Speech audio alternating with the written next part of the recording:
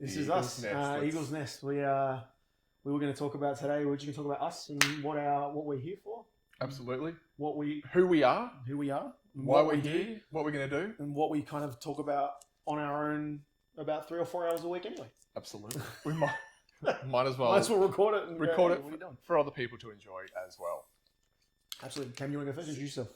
Well, my name's Cameron Ogle, and we are here at Eagle Martial Arts, and I have known this man for 23 odd years, and yeah, we're here to talk about pretty much everything. We have our friendship is based around martial arts and movies and coffee and food and working out, pretty much and everything, lifting. and fitness and yeah, so many areas. Definitely. But first of all, let's start with you. So I'll get to me afterwards. Sure. Who are you? What do you do? What's your martial arts background? Given that that's our kind of intersecting point, yeah. Give me your backstory, the whole thing. Batman origin stories. My name is Alex Jer. I am one of the co-owners of Eagle Martial Arts here in Victoria, Melbourne, in Mulgrave. My background is I am a Brazilian Jiu-Jitsu black belt. I am a 4th degree Hapkido instructor. My martial arts story, man. So where we start? Way back like we all did. Well, go back, because I know most of your story, yeah. But there's still parts Definitely. that gaps Sure. that I don't know. So let's go back to. So hang on, let me start with this. Hey, because I know you played a lot of soccer growing up. Yeah. When were you first interested in martial arts? Was there a specific? Is it the prototypical? I saw a movie, or I saw a cartoon, or whatever it was. What got you into martial arts? Yeah. Way back when? Yeah, definitely. It is the next one you were about to say. It's not the movies or anything like that. It was actually my father. Like a lot of people are like, you're gonna go and do this thing. Yeah. So my father was, I was born in Hong Kong, and we moved to Australia when I was 2, and so I've been here my whole life. And then from there, my dad was heavily into soccer. Yes. And he was also into martial arts when he was a kid. Now, He didn't, to my knowledge, attain any sort of special rankings or any of those kinds of things, but he just, he grew up rough. Do you know what he trained in? Wing Chun. Wing Chun, yeah, Kung Fu in general, but I'm pretty sure it was Wing Chun was the art that he studied as like the thing he was more proficient in. Yes. And the funny thing is, like, I'm going to tangent a little bit here, but the funny thing is like over the years, my mother and my aunties and stuff have told me stories about my dad and them being in like car parks at pubs and stuff in the the early 80s, and getting in dad just tying people up and putting them over cars, and just like, and the thing is like, and one of the things we talk about a lot, like with martial arts in general, and I'm sure we'll come back to this, but is the skill gap between people who are trained versus untrained. And I don't mean you're like none of the icy red bro guys or any of that sort of stuff, but the idea around when you've trained specifically for a while in an art, any art, we'll talk about the art forms and how they mean later in another episode or something. But any art, when you've trained in something, whatever it is, and that other person's trained in nothing. It's literally like it's like playing with a child. Like there's nothing you can do. The skill gap is huge. The skill gap's massive. Yeah. So anyway, we'll come back to those stories about those later. But yeah, so dad trained in Wing Chun as a kid, and then when I was a little kid, I think I was 5. I started when I was 5. Yep. So and I started in traditional Shaolin Kung Fu. My dad in Adelaide, my dad knew everyone. He just he would walk everywhere with my dad through Chinatown in South Australia in Adelaide, where I grew up. And just everyone was shaking his hand, saying hi, and meanwhile, one of the best Chinatowns. Oh yeah, going around. Good by the way. Freaking yeah, absolutely. Yeah, if you're shout out to the Adelaide markets, and the Chinatown is phenomenally awesome. Yes. If you're around there, go in there. You'll probably see my sister wandering around. Hey, Gigi. Anyway, so the dad knew everyone. He just knew everyone. He was a people person. He was a salesman. He did all those sort of things, and so he knew one of the old Sifu's, Master Kern. Master Kern. I'm pretty sure I'm saying his name right. Master Kern.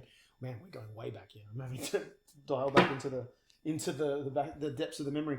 But he, Master Kung, was a kung fu, a Shaolin specialist, and we do. And so I went and learned Shaolin kung fu as a kid, and we just went to his house, and it was like, you're learning kung fu now. And I'm like, okay, sure. I go into because Dad, we're going here to do kung why fu. not? Yep. You do kung fu, so we do kung fu. So and then it was him.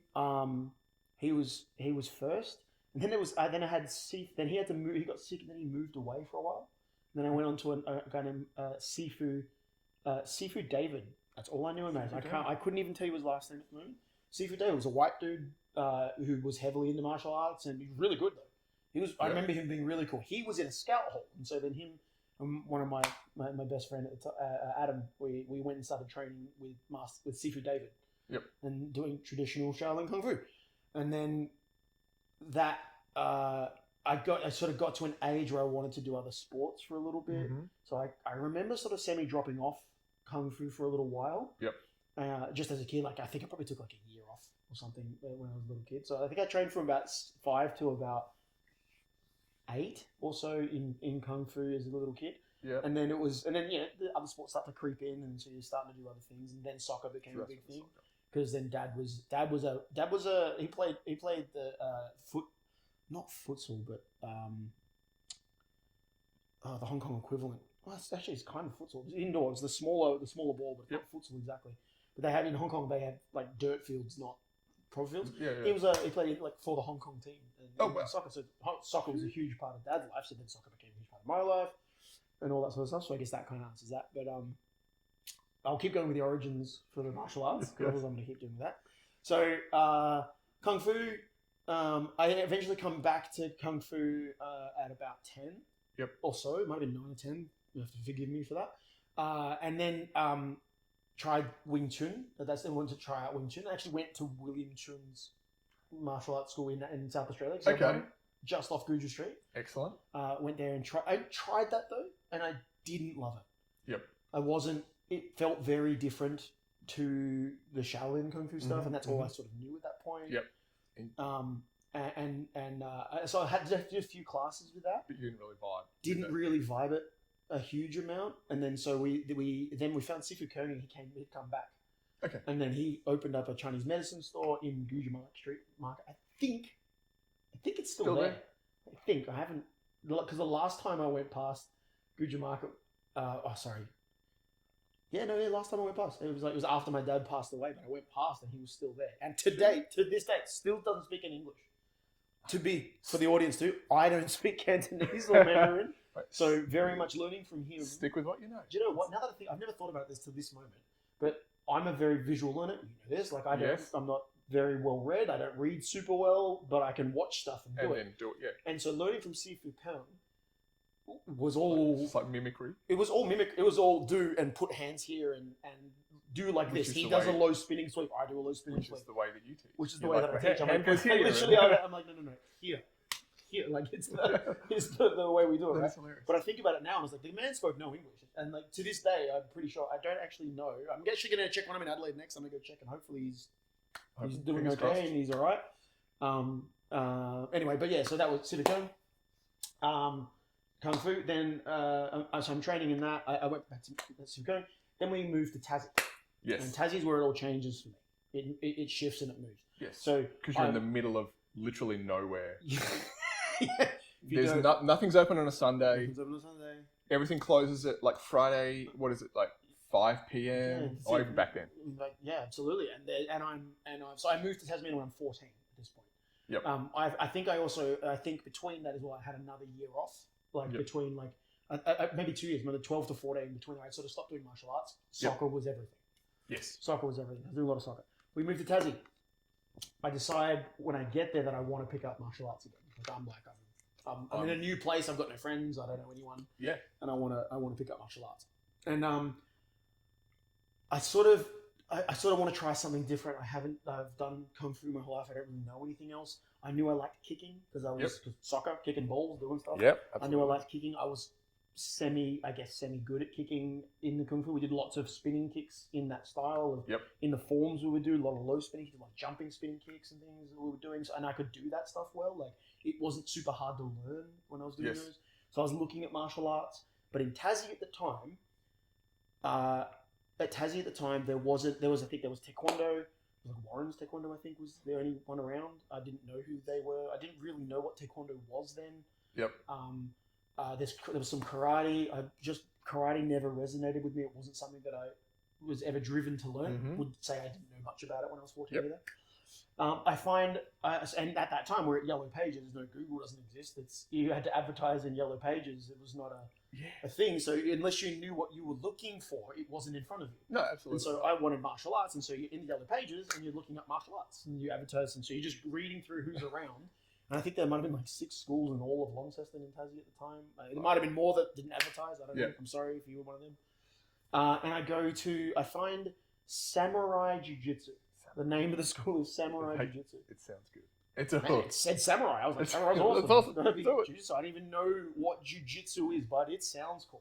It's actually just strange because I can only imagine not a lot of jiu-jitsu in Australia, period, in the 90s, let alone in Tassie, and having is more traditional Japanese jiu-jitsu. Yeah, it's Japanese jiu-jitsu. Japanese jiu-jitsu is what it is. And Samurai Jiu-Jitsu was that. I think, if I'm remembering correctly, I believe I only knew what the word Jiu-Jitsu was and what I thought it was because of, like, it was just martial arts magazines that had been around. Yep. And I'm trying to think. I don't even know if Blitz was a thing then. We'll have to look that up. I don't know when Blitz, the year that Blitz started. I'll have to ask John Wall about that.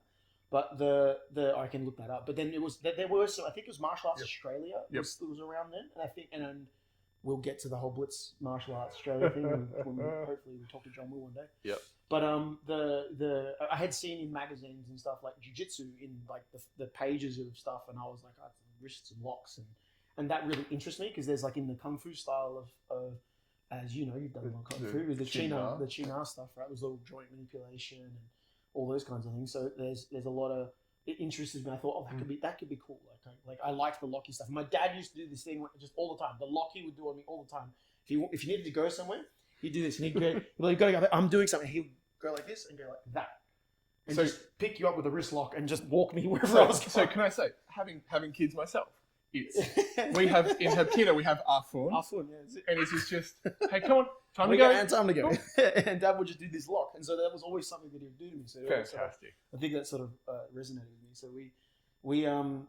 so I went into Japanese style jiu-jitsu. I really enjoyed what that was. Yep. And it was very cool. It was locks, and there was a bit of kicking, and there was striking, and it was self-defense, and it was really fun. I really enjoyed that. And I was training in that, and then I trained in that for a few years, and then I was at high school. In high school, a friend of mine trained in Hapkido at the school. Friend Angus Ungerberg. Okay. Ungerberg at the time. In high school, he was training Hapkido. And sorry, we weren't friends at school as such. We were in the same classes. Yep. But we were, anyway, it doesn't matter. We were training, and then we were just at lunch one day. We were just talking about martial arts because I had no idea. We didn't realize that each of us trained martial arts and stuff. Angus is a very accomplished taekwondo fighter, very tall, like your height in high school. Very, very tall. Or probably short on you, but compared to me, everyone's tall. He's a large man. Yeah. Compared to me, everyone's tall.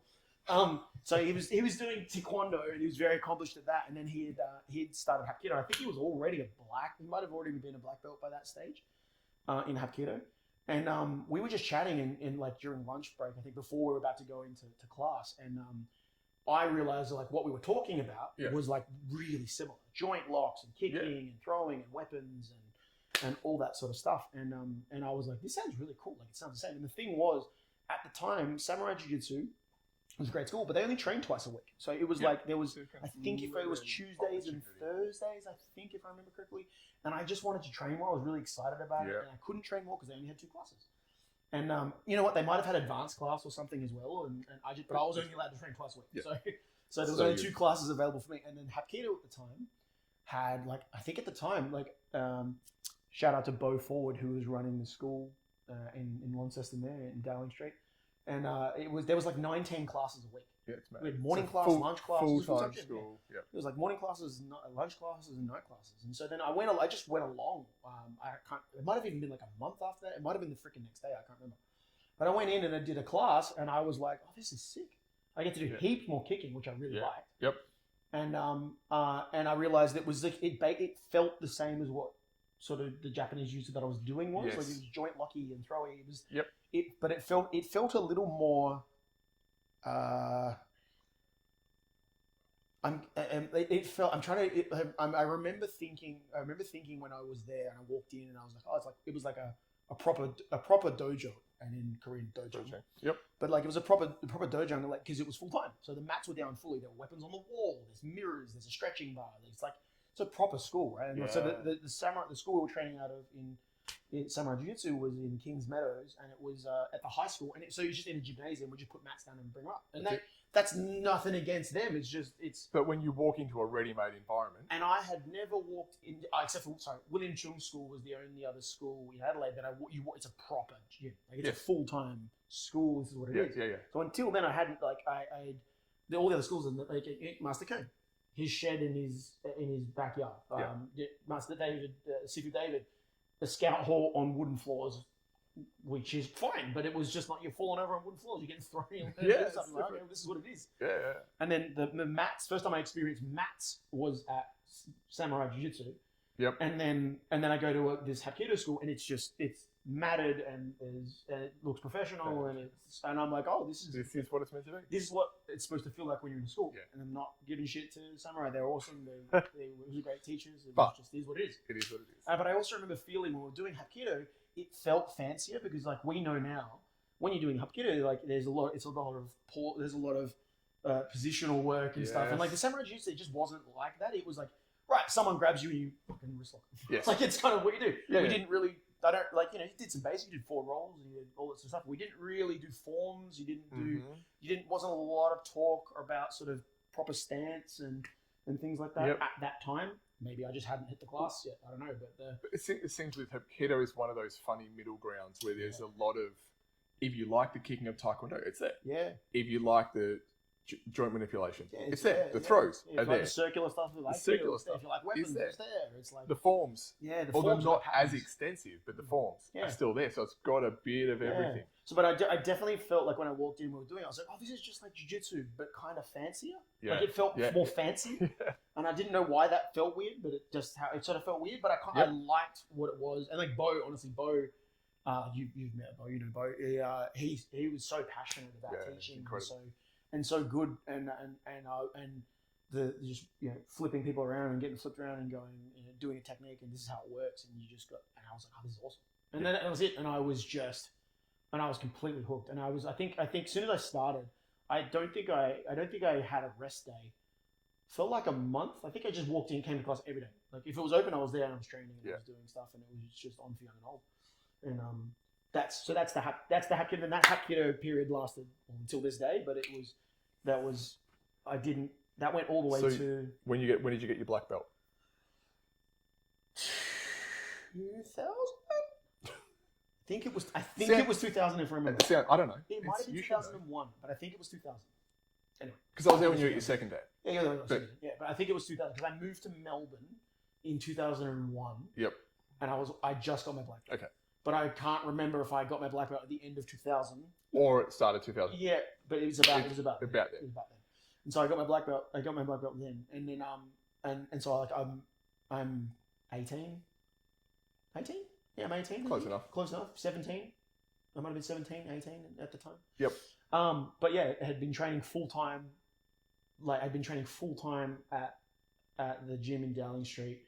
As in, like I would go to morning class, I would go to school, I would come back on lunch breaks when I got a chance, if it worked with my schedule for school, because Lonnie does a different schooling system. Yeah, it's another whole thing.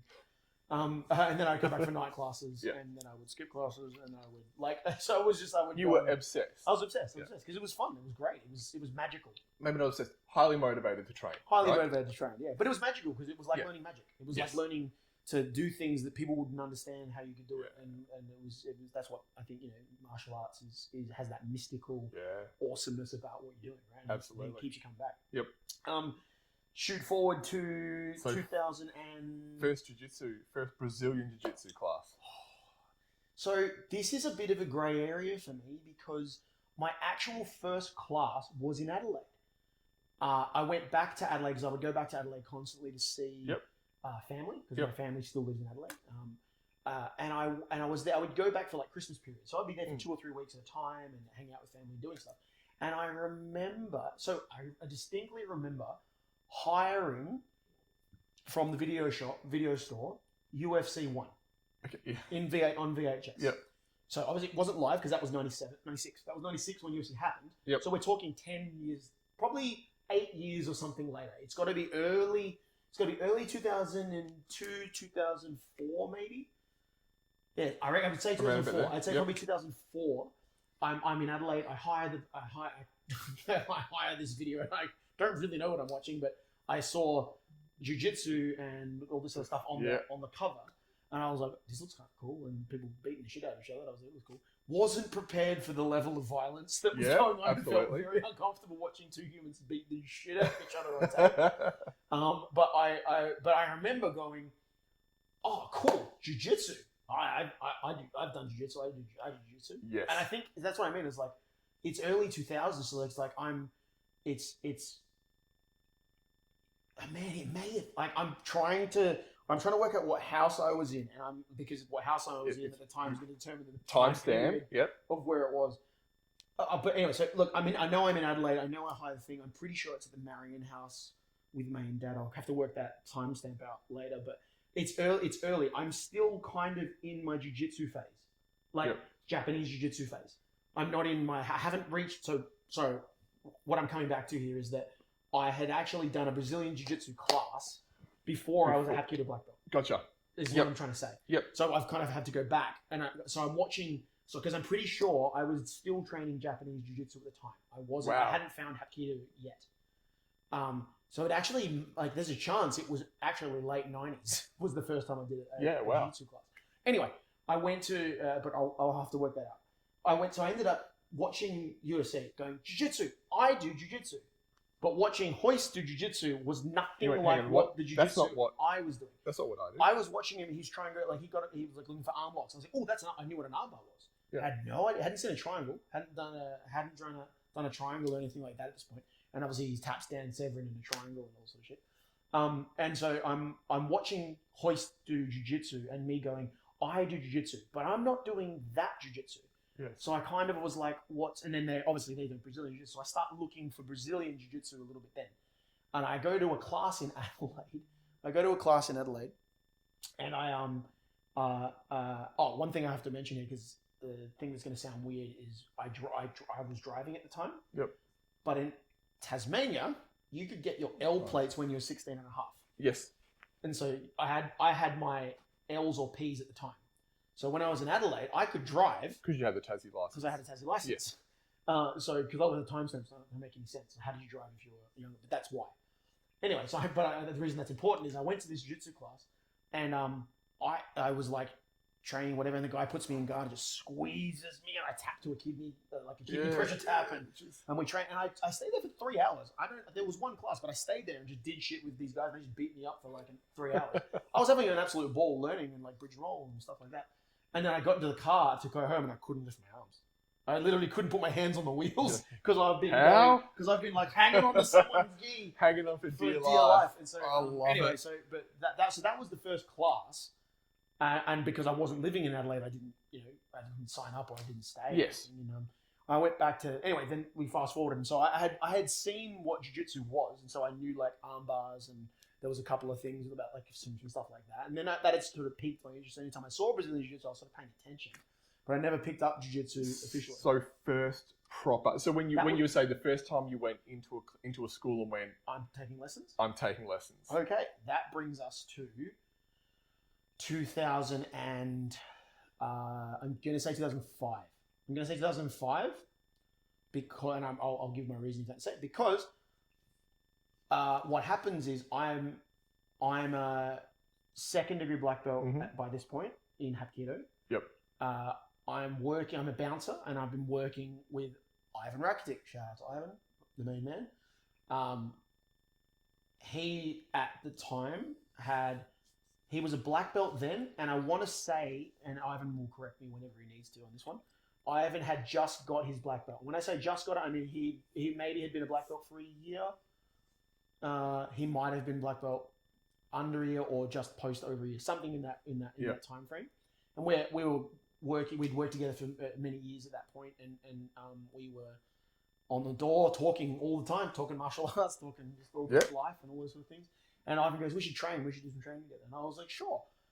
You know, I'm a black belt. Yeah, you're a black belt. Like, come on, let's go. I can do the different. I can do the thing. I can do the thing. I knew what an armbar was. I knew what a bridge and roll was at that point. I knew some basics, but I hadn't really, as I said, I'd done a class here or there, but nothing. So I hadn't committed. Is this the classic? I'm a shark, and the ground is my water type of setup where you're drowning. Ivan's the shark. The ground is his ocean. Yeah. And I, at that point, could wade in the pool with my feet, but I didn't know how to swim. Yeah.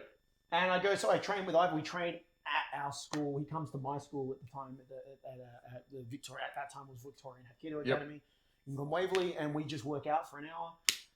And at the end of that session, I've told this story to a few people before, and I know Ivan knows this, but I've told we work out for an hour, and we had remember the wooden benches that we had at the club. He's talking at the end of our session. He's chatting. I can't tell you anything Ivan was saying at that point. I'm sitting on this bench and he's talking. I'm just nodding, going, "Yep, yep." And all my mind is like, "What the fuck just happened? Nothing's going in. How do I not know anything about anything that just happened in the last hour of my life?" And I'm like questioning my life choices. I'm questioning all of my martial arts experience and all those sort of things. And like at this point, I've had plenty of scraps in bouncing, and I'm doing well with the untrained people. It's like, yeah, well, I'm feeling pretty good. Yep. And anyone that I'm in the circles I'm in at that point, I know more groundwork than anyone else that I've met at that point. Yes. Now that might not be true. It was just in the grand scheme of like the people I had met, but in the sparring, right now, no one was sort of beating me because one of the things I was good at is I knew how to do like an armbar on the ground. Yeah. So I could take someone down with Hapkido stuff. I could wrist lock them, and I could kind of get to an armbar. Yeah. When I think about it now, it's horrible arm lock, so I didn't really know what I was doing. But if you didn't know anything, I could just yank on an arm. Relative terms, I could just get an arm lock. So I was kind of like going into this grappling situation with Ivan, thinking in my mind that it can't be that different. Like I'm going to be okay. Like I'll be competitive. And it's like, it's not even a question. It wasn't even like, I think about it now, and I think about like what I know now and what I know Ivan knows, like, and what I know Ivan knew then, let alone to what he knows now. And I'm just like, I can't even believe that I was like, and it's just like, you just don't know what you don't know. No, you don't want it. That's it. And anyway, I do jiu-jitsu. We train, and he just flattens me, and immediately I'm like, when are we training next? And I start doing private classes with Ivan down in Frankston at the school he was in, and then it just rolled on from there, and I went from Ivan's. He was training out of Debeen in St Kilda, so I would then start going down to the Debeen's classes there with mainly just with Ivan and stuff. But I was doing privates. And to Ivan's credit, he guided me well. Like he was like, man, you got to go do like group class. You can't just do privates. You need to roll with people your level and all that sort of stuff and learn. And so I started going down to St Kilda, and I was living in that side of town that worked. But then I moved from St Kilda all the way to Boronia, and it was just too far. I just couldn't make it there in time. I couldn't, like, it just wasn't working, and so I had to find another school. And so from there, it's the only reason I left. I left there, and so Ivan was in Frankston at the time, so which is still a long way from Boronia, and I was like, I was finding it really difficult with my work and all sorts of stuff to try and get anything organized and train. And then that's how then I find Bernie Jenkins, who's at the time is running Extreme Jiu-Jitsu Ringwood School. Okay, yes. Because there was Extreme. I was opposite the station in Ringwood. Yep, that little tiny, small, no bigger than this, a little bit longer than this room, but the same width. Yeah, like it was. Yep, and we would fit 20 people in there sitting on top of each other doing jiu-jitsu. But and so like Ivan was the one that got me into it, and the one that I went, wow, this is incredible. Like opened my eyes to the whole thing. Then I cut my teeth with Bernie. Yep. Bernie's the one who, and like I've obviously learned heaps with Ivan at the time, but I never graded with Ivan. Like I never got a rank. I never got the first stripe or anything. Didn't achieve anything because it was a short amount of time that we were trained. Like it's probably 6 months or something, give or take. It might have been over a year period. I did about 6 months worth of training in about a year period with Ivan, And those guys, I didn't get a rank or anything though. Never got graded. And then but had done a decent amount of 6 months worth of getting squashed by good people. Yes. Yeah. And then Bernie in the Ringwood School. And then from Bernie, then I got my blue belt from Bernie in 2009. So 2009, I achieved my blue belt. So it was, I think 2006 is when I started You've got official first. Well, not official first. 2005 is the Ivan. Is the Ivan. Yep. And then in 2006, I've actually I get graded. I'm in the school when I'm on the way. Gotcha. And 2006, and then by 2009, I get my blue belt. 2013, I get my purple. And I grade my purple. So then there's a whole changeover. We'll get into this in more detail, but there's a changeover with schools. Bernie leaves what he's doing at the time and says, go and train with Tiago Stefanuti, because Tiago was training at Extreme. He was teaching at Extreme. Yep. And then he moved up to, he opened up Absolute with Simon Carson. And then Bernie had left Extreme at the time, but he wasn't going to another school. He was taking a bit of a break. And I was following Bernie. I was like, Bernie, tell me we're going. Yeah. We're going. Bernie went, and to Bernie's credit, he's like, man, I have no plans to be at any gym right now. I need to just do what I'm doing and figure out what I'm doing, and I'm like, fair enough. And he said, go and train with Tiago. Okay. And I was like, all right. And I went and trained with Tiago. Now, I'd already met Tiago. We'd had a good relationship from the Extreme. Yep. At the time, he was teaching Extreme. And he's a nice guy, but we weren't like super close then. But then as soon as I went over to Tiago, he's just one of the nicest students you'll ever meet in your entire life, and still is. And he was at Absolute, and then from that day I was with Tiago to this day. And then I got my big purple from Tiago, who was actually teaching at No Limits at the time. No Limits was in Knox, which is a karate school run by Sensei Lyndall Ricketts, amazing karateka, female, phenomenal martial artist. Shout out to Lyndall. And we were teaching, and so he was teaching at No Limits, and so No Limits was easier for me to get to because it was close to my house than Absolute, which is in the city, but I was still going to the odd Absolute between the two. And then so then trained purple belt under him at 2013, and then 2020 he graded me to my brown, and in 2023 I graded my black belt. Black belt. Oh yeah, and in 2006 I got my fourth degree. I got my fourth degree in Aikido in 2006. That's a story for another time. So yeah, well there were. I think that's the really long version of my origin Batman stories, and then But that's good. So. Well, by the way, we're at 2025, in case you haven't realised. 2025. So, how old are you now? I am 41. I turned 42 this year. Thanks for that. Fucking young. Yeah. So, you started at 5, and you're still training now at the age of 42. There's a couple of little gaps here. But martial arts was always with me. It was always the thing. It was always the draw card. It was always... Also, especially being Tassie, I was one of 2 Asian kids in high school. And even really you felt the pressure to actually 100%. Be so you do kung fu? That. Or man, not even that. You walk past someone and they go, what the? That was the thing. That was these days that'd be racism. Back then that was my name. That was that was their greeting. It was like, what? What's up? Yeah, hey, how you doing? You see the crowd goes, woo! I'm like, he knows his last name. That was always the thing. But so I guess that's the origin stories for me. What about you? Yeah, that's enough about me. And I've got other shit in there. I've got other martial arts I trained and things, but we can. Oh, you know what? Sorry, I'm gonna take one back. I'm gonna go one back. I have to mention because it counts. I've tried lots of martial arts. I've done a lot of things, but I still have the ones I ranked in are the only ones I kind of really sort of I didn't get a rank in Kung Fu, but I did it for ages. Yep. But I did train in that interim. I trained with Shihan and Paul Veldman at Akando Martial Arts as well. I was working there and doing stuff. So you'd hold, is it brown? I got a brown belt third stripe. I actually got up to. I was close to doing my black belt, but I didn't end up. Is there an itch there that? Oh yeah. You're like, I've got to go and tick that. I got to tick that box. I definitely would like to go back, but I want to do it properly. Is that like the 100-man Kumite? What's Oh man, no, that's Chris John Reed. No, you still got to do their gradings are good. It's hard to do, but you got to learn all the classes. And I had learned. I had done classes and I trained a few years. I trained a few years at the karate school because I was working there, and I'm training there with the guys. They're still really good friends with those guys. Shout out to all the Bear Cave crew and the Kando guys. But also Ray Floro. Oh yeah, Ray Flores. Oh man, how can we forget Ray Flores? Sorry, yeah. And then, well, that actually comes. That's through Kando and Paul Veldman. Yep. So I met Ray Flores through seminars being at their schools there. And Ray's amazing. If you don't know him, go check out Ray Flores. He's an amazing one of Australia's premier sort of weapons experts. Yeah, does a lot of the knife, like combative weapons defense stuff for Yeah, the so his for system the is police. yeah, force. yeah, absolutely, yeah, absolutely. For the New South Wales Police Force, he does a lot of their sort of combative training for the New South Wales Police Force. I believe that's still current for him. I think he still does updates with them. I'm not sure if that's still a thing he's still doing.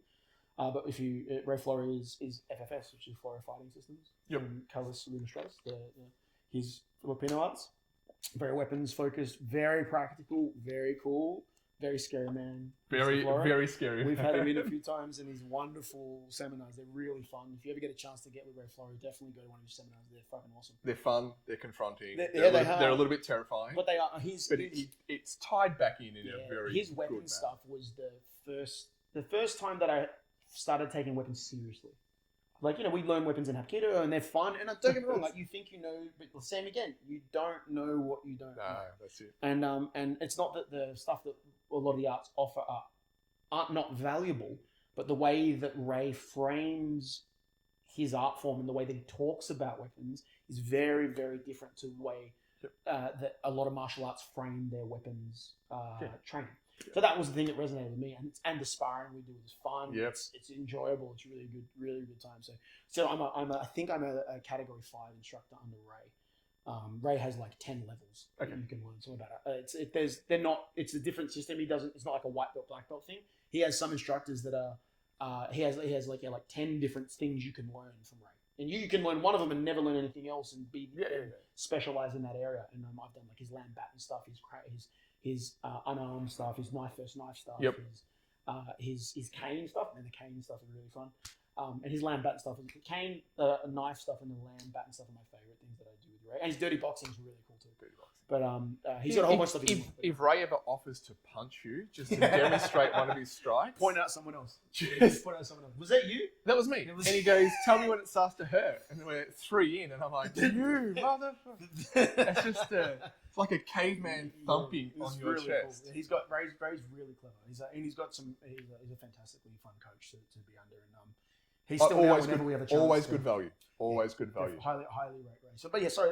That's absolutely. I can't believe I forgot that stuff. So yeah, the Kando guys and brown belt and karate in the Kando system there, which is awesome, and I will do my black belt with them when I sort my When you can life out. fit it into the puzzle. But I need to go back and start again with them. It's been so long. So Yeah. I need to start again and go back and get some time in, and we'll do something. Do that, and then Ray stuff's there, which is fantastic, and that brings us to Eagle Martial Arts. And Eagle Martial Arts. Here we There are. you go. And that's me, and that's probably I've taken up all the time of what we've been doing, And- but that's fine. And we're done. We're done. Thanks. No.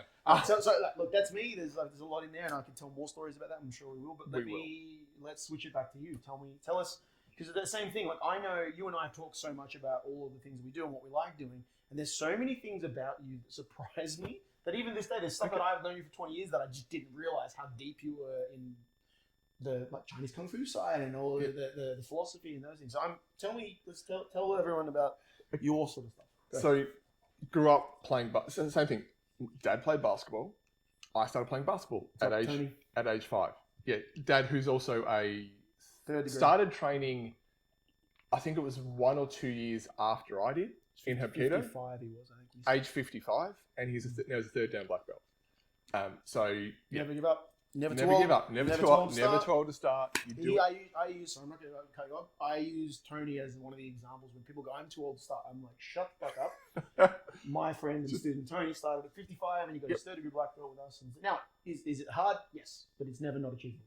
And just fucking start. And one of the things we talk about all the time is doing something just consistently over a really long period of time. Which he's shown up to way more classes than I have. No. He's been more consistent than you. Yes, been way more consistent than I have. But he's just because I'm way more physically capable because he's in his mid-70s now. Yeah.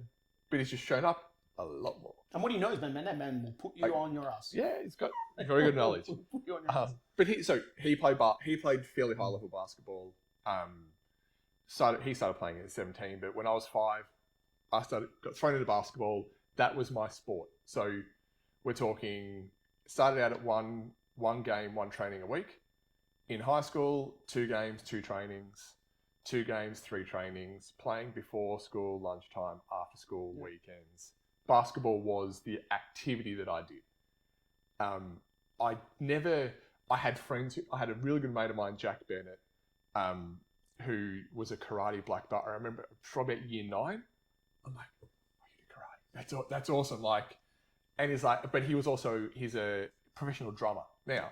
And at the time he's drumming and he's like, yeah, I have to pull back because if I break something, I'm like, no, dude, you can't give up karate. That's so cool. You got to do it. And another mate of mine who lived around the corner also did karate. And I'm like, I always wanted to make a change. But at the same time, at that point, I'm like, well, I'm kind of tall. I could be a reasonable basketball player. So, and it was a thing.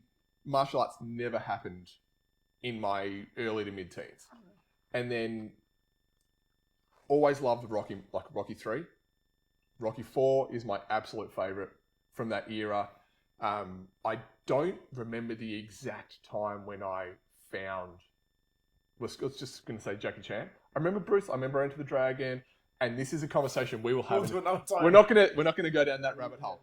But I remember watching. It's your story, not mine. Don't. Actually, no. I'll cop less hate if I say it. We will come back to that one. But I remember seeing I would have been. Actually, take a step back. I did kickboxing when I was about 15 for a couple of months. My sister, there was a gym around the corner from us. They had Lung Fu Pai.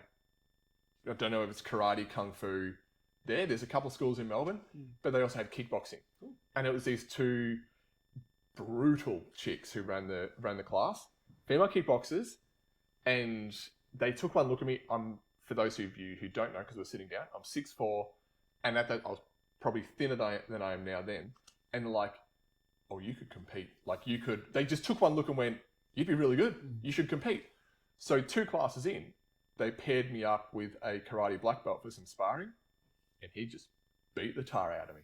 I remember first time I've ever felt, how you have your bell rung, and I just went, what the hell is this shit? And I'm like, I didn't sign up for this. I came along to, and again, I was interested, but I hadn't found that kind of way in yet. So I did that for a bit, went back to playing basketball.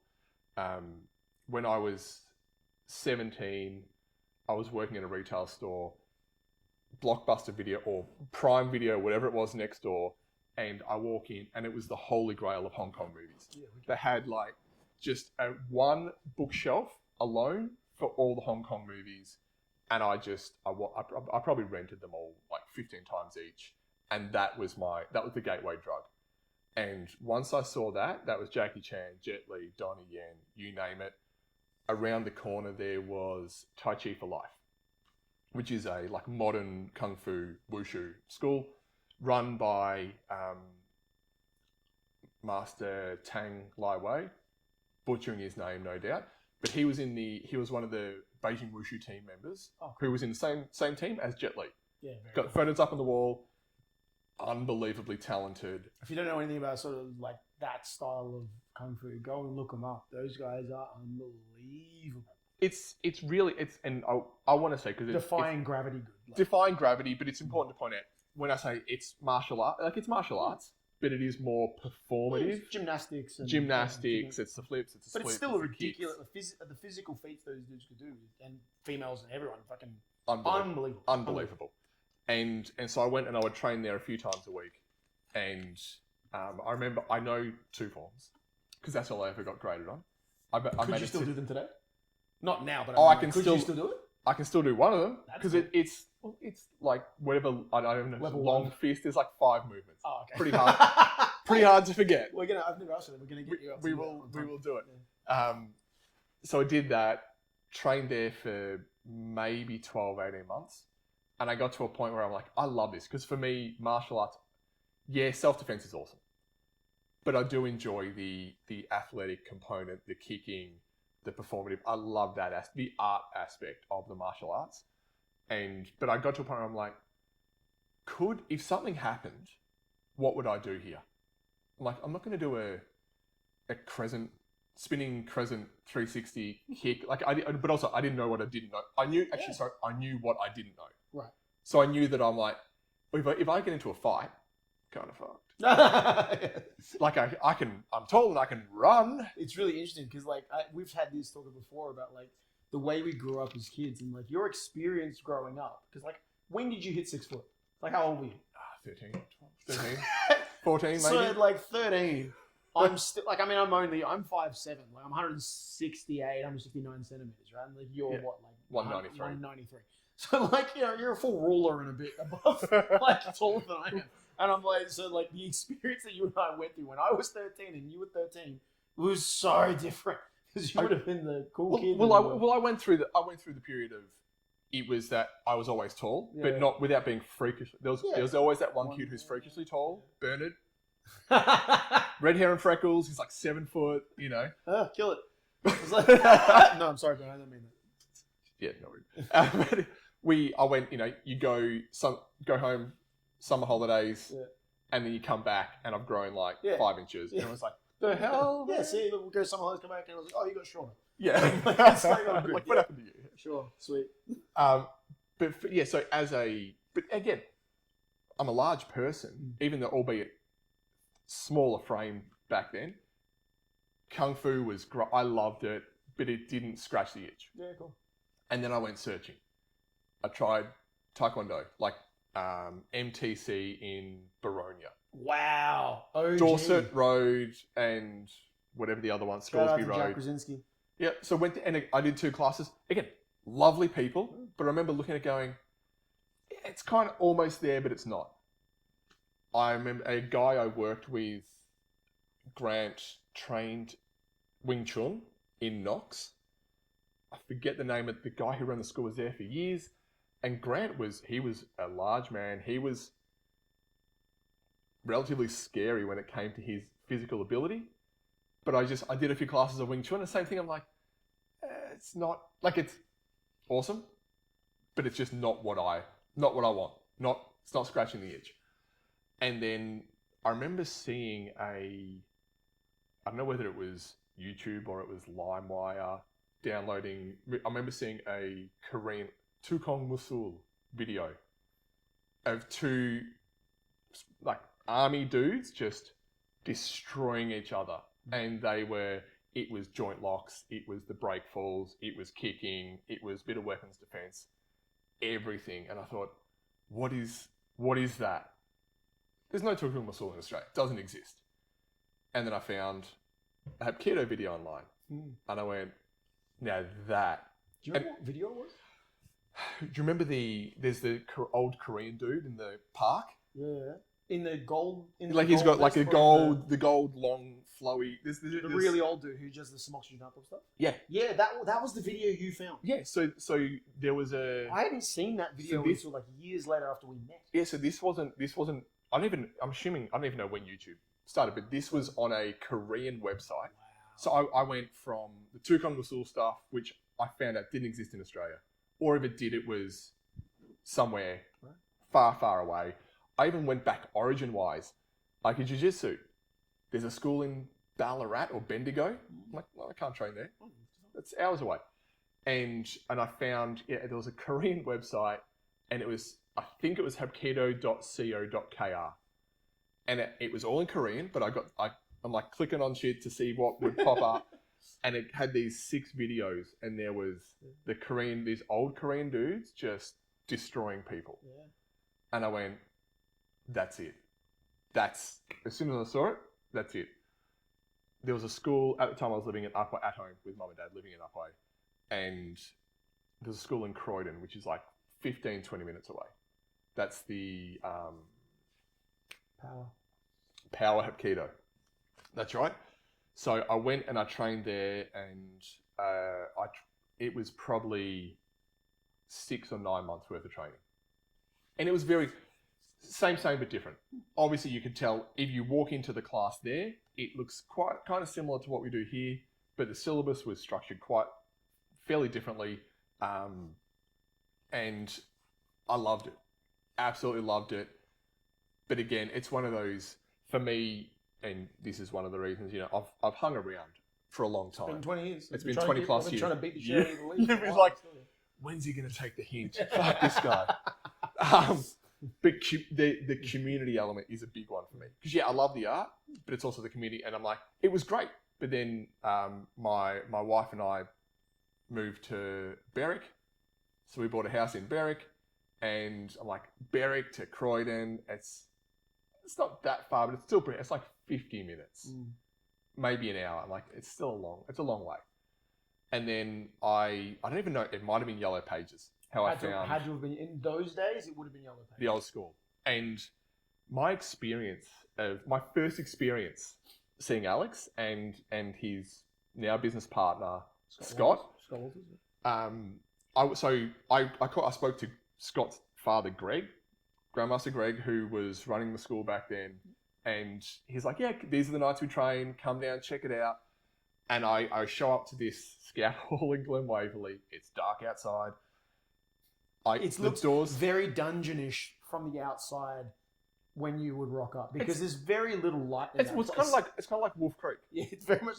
When I think about it now, and what I know now about running a school and what's appealing to students, wrong location. It's like, but it was so like, yeah, we'll get to that. Yeah, sorry. Yeah. So anyway, I rock up and everything's sharp, and I can tell the lights are on inside. And as I open the door, there's Scott and Alex.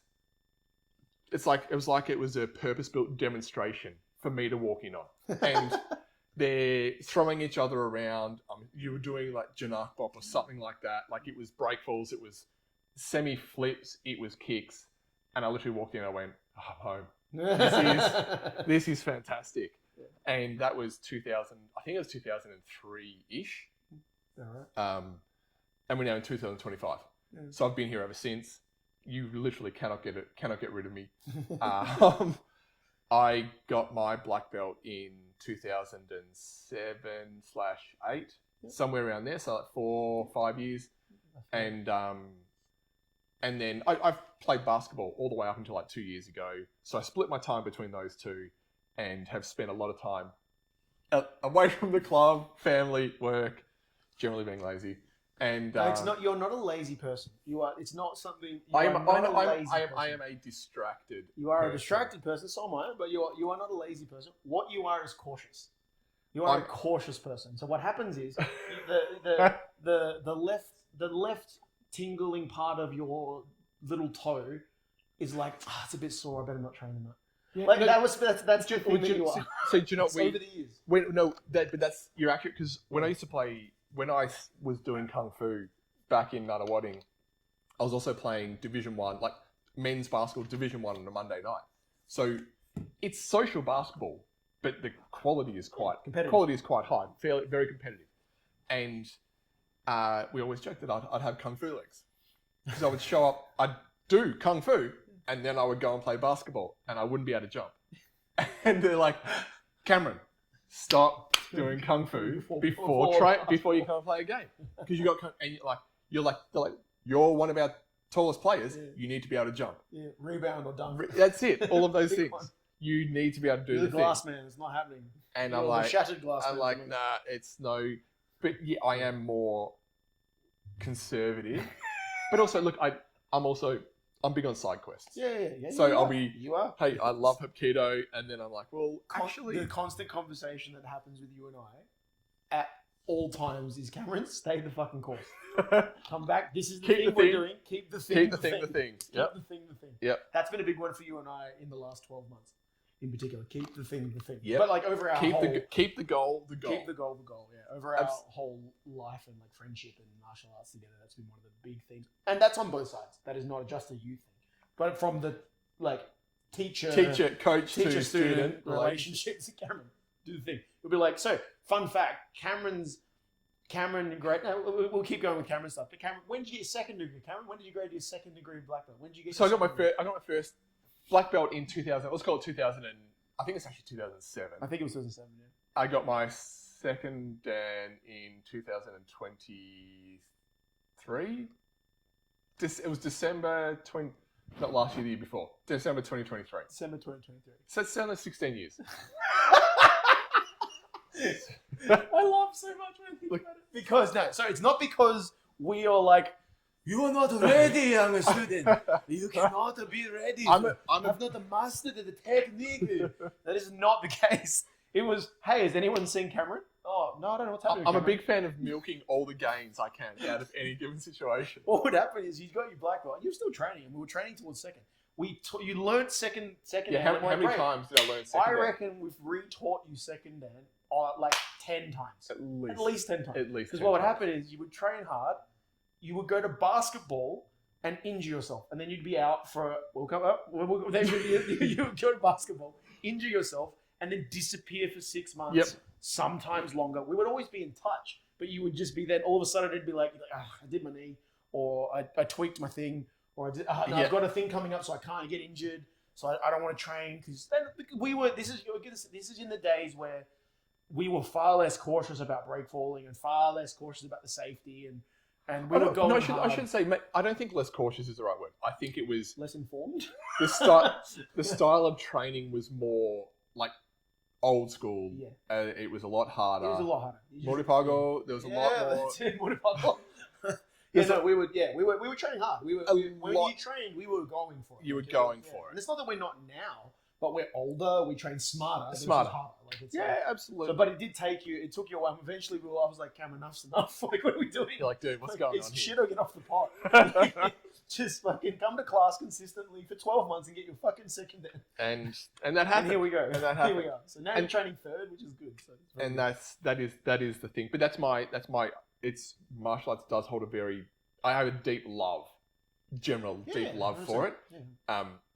But it's always been, for me, it's also that battle family, kids, all that. the battle between that and basketball. You're like, but this is one thing. So we had this conversation a few weeks ago about, like, Alex, martial arts will always take priority. Precedence, yeah. Like, I love fitness. The conversation that we had was, if you could only pick martial arts or fitness. Oh, no, sorry. I think it was specifically, it was weights. I think we said weights. I think we were saying, it was, if you could only pick martial arts, because, as you guys will come to learn about me, I only have embraced actually doing weights in the last 12 months.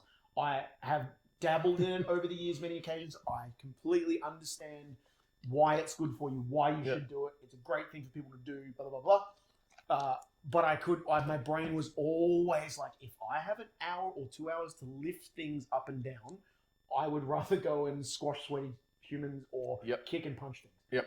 And that, I mean, you and I said, if we could only pick one, you would pick weights. I would pick weights. And I would pick martial arts. And I would still, that's still my choice now. I'd be like, all right, I've got an hour, I'm going to go to the gym. If you care, if you're like, I'm either going to do weights or martial arts, then I can't. If it was only one. Yeah, if it was only one. Having said that, it is also there, and again, we'll probably talk about this more in a separate episode, but there's a very big thing of, you're not going to get better at martial arts in the gym. No, totally. You're only going to get better at martial arts by doing martial arts. Yeah. No matter how big or strong you get, you're only going to get better at martial arts by doing martial arts. And it's interesting though, like the more we know, and we'll talk about this on another episode, but the thing that I've realized over the days too is like there's nothing about martial arts, like I won't say nothing. There's almost nothing about martial arts is going to help you be better at the gym. But there's lots about the gym that will help you being a better martial artist. Oh, and I think that's a support. Like you got to do the skill bit to get, and this is we're gonna wrap this up. In a few minutes. I'm mindful of time, but we're gonna come back to this because there's nothing. There's a whole episode on talking about this. Nothing more that I hate than both those extremes. Yeah. They're like you have to be big and strong, and you've got to go to the gym to get athletic. Like you don't really get athletic in the gym. You get athletic doing the athletic stuff. Yeah. But anyway, that's a whole. Yeah.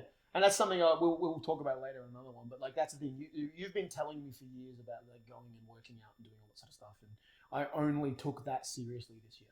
Like this year, 2025. Yeah. End of last year. End of last year. We've been talking about it, but I've only committed to it this year. And it made such a massive difference immediately. And I look back and go, should have done that 10 years ago. And, but that's that flip side of me going, hey, do you know what? If I'd have just done one class a week, for all those years that I missed, I would be a 19 Dan. Like life would be different. It is worth saying within that origin story. Oh, sorry, you're also you've also got your first stripe in. Oh, so yeah, the more important one. Not more important. So I did my first jiu-jitsu class, Brazilian jiu-jitsu class with Alex at Glen Waverley. Probably 2009. Yep. Yeah, I've actually, it comes up in my Facebook memories every year just to remind me of how much I've missed out on. And but so I did one or two classes there, and then I've sporadically done jiu-jitsu over the years. And I should say, I love it. I absolutely love it. But it's only, the last 12 months. The last 12 months that I've kind of committed to doing it more frequently. And mid-year got my first stripe on my white belt. So yes, I'm officially not the lowest piece of trash in the gym. And you're not going to say it, but I will. But you entered a tournament as well. You entered the Vic State titles and you won your division, which is so I am current state champion in a very specific pigeonhole. Masters white belt division. But that is they call me Mr. Wonderful because it was one and done. One match. All everything, high stakes, everything's on the line. All on the table. But man, you went out there, you did the thing, and it was awesome. I did that. And it's a great way to begin, as everyone has to in competition. If you're going to compete, go and do a competition. I think the moral of the story is if you're going to compete, you better fucking win. We do not trade the merciful. But you still put a buttload of effort into training, and you double down on the actual being at classes and turning up correctly and learning the thing and having a plan and sticking to it. And that is also this is probably a story for another episode, but it is we'll do a whole episode on competition. Like dialing in for a competition narrows your focus and makes everything better. But also, so mindful of time. Let's couple of quick things before we finish. Yeah. The whole goal out of, I suppose, this podcast is Alex and I talk to each other a lot about martial arts, about fitness. Yeah.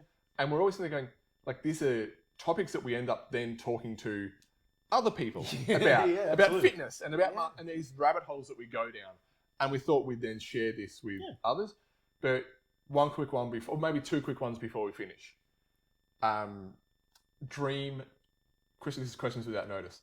Dream top 3 podcast guests. So if you could foreshadow. So you're Jim Carrey, you're writing yourself that $1 million check, and you're putting it on the wall. Who are your dream top 3? Just first of all, I'm just really happy you referenced Jim Carrey because I love Jim Carrey. I think that's fantastic. Far out. Jim Carrey can be one of those because you never know. So they don't have to be martial artists. Well, they can be whoever you want. Must be alive though. Has to be alive. Has to be someone that you could. You could pick Trump. You could, you might not. I wasn't expecting you to say. I was going to say something else. So I don't want to lead you anywhere, but you can pick anyone. Anyone that I want to dream 3 people. If we could have them on this podcast. So it's probably going to be relative to things that we're going to be talking about. Look, in no specific order of like number 1 first or anything because I haven't thought. I have to think about it. I've had to number, but let's just say off the top of my head, John Will. Yep. John B. Will. So John B. Will, he's one of the original Dirty Dozen Jiu-Jitsu black belts. I love. I can listen to that man talk forever. And also, not only that, not just Jiu-Jitsu, just martial arts in general and business and everything. He's done a bunch, and I just really enjoy listening to him talk. So I'd love to pick his brain. So he's definitely up there on one of those things of like dream things. Oh man, who gets the number 2? Well, no, number 2. No, who gets a seat? Who gets a seat at your table? Who's the second seat at your table? Oh man, it's so hard. Hickson, Gracie. Hickson. Like I would, Dream Hickson would be very cool. That would be freaking awesome. Probably absolutely impossible, but that would be freaking amazing. Hickson Gracie is a great choice. You know what? I'm gonna throw don't get mad because there's people I know that I can talk to. Like, there's people I know that I want to have on it that we will definitely talk to. Like, Thiago Stefanuti, I'll talk to that man the day I die. But I know I can do that. Yes. So we're kind of thinking more people that are stretch list. Stretch goals of like it's unrealistic of us achieving. Absolutely. Is like John. Well, look, it's not that unrealistic, but if that man's a busy man, probably doesn't have the time to do it. But if he can, that'd be amazing. So John I Will. would say Hicks and Gracie has to Hicks be and up there for Gracie, me because awesome. he's Hicks and Gracie. If Yep. I could talk to him, especially where he's currently at with his health and everything, I would love to do that. That'd be Yes. unbelievable. And I'll have to say Jackie Chan. I'm going to steal that from you. Yeah. You were going to say Jackie Chan. I would have to say Jackie Chan. I love it. I would have to say Jackie. Yes, I'd have to, that's I awesome. would love to fucking talk to that human. Yes, I can think of 10 other people right now. Like I'd love to talk to The Rock. That'd be fucking unreal. But like talking to The Rock would be The Rock would be freaking very cool. phenomenal. But you know, like what the hell is he going to talk to us for? But like that would be a big stretch goal. But no, I like it. I like He'd it. be But on this there, is, again, this is where writing the check on the wall. Yeah, We're right. putting it there. John Will, Jackie Chan, The Rock, and who else did you say? Hickson. Hickson. That'd be, yeah. You get to pick 4 now. So you've stolen Jackie Chan. Sorry, I knew it would have been, but I had to. It has to be. He gets a seat at my table. Yeah, purely because I just love he's not just the martial arts, the movie making. Tell me his why later. Tell me entire your things. Life story. We, Okay, we could do an entire episode on I'm gonna go. Jackie Chan's awesome. I'm gonna go Donnie Yen because Good, very many other reasons. 100% agree. Same thing. I'm actually gonna go Scott Adkins Awesome. because also I think that's Phenomenal martial arts. I think phenomenal martial artist, one of the new wave. No, I only had 3 and you've stolen Jackie Chan, so I'm really going to have to... Sucks Do to you be know- you. do You you- drop this on me, so now figure it out. Do you know what? Actually, from a jiu-jitsu perspective, Hodger Gracie Awesome. would be a great chat. He's I know everyone kind of has that person that they look at and they go, "Oh, we're kind of similar-ish." He's tall, and he's kind of lanky, and he's one of the OG greats of jiu-jitsu. So he would definitely get a seat at my table. Yeah. For sure. I would so let's look at it as our table. So there's 8 people at the table. There's you and me and 6 others. Yeah. Well, actually, sorry, there's There's 7 because I 10. added- So we're going with 10. So, So I'm we're gonna going with add 10. add one more. And that's I only had 3. Now you fucked me. Do you know what? You talk about So you got Hodger, Donnie Yen, Hodger, Donnie Yen, Scott Adkins. and Scott Adkins. All right. And I'm gonna go with Jack Black. Jack Black, awesome. I'd be Black. in 100% in. So I think he's a fascinating human. we've got Jack Black and The Rock. And The Rock. Yep. They know each other, so once we get one, we can get the other.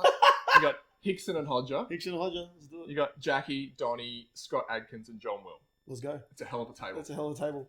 And on that note, congratulations on your first episode. Thank you, yours too. Thank you very much. So Thank you for joining us, and hopefully you got something out and learned something about us. And I assume it might just be our students and friends that watch this first episode, but we'll put that it is out fine. Hey, if this is 2025, so if you're listening to this in 2026, 2027, or any future date, years. we thank you for coming back to the original episode 1, Batman Origin Story. Eagle's Nest. Eagle's Nest. Signing off. Signing off. Good stuff.